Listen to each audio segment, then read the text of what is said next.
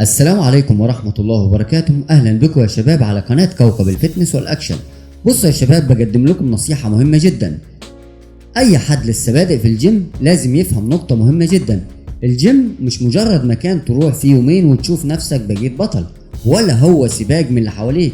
الجيم رحلة طويلة عايزة صبر وخطوات محسوبة. النهاردة يمكن تبص على واحد في الجيم شايل 80 أو 100 كيلو وتقول أنا عايز أبقى زيه دلوقتي حالا. بص، الحقيقة ان الراجل ده ما وصلش للمرحلة دي في يوم واتنين.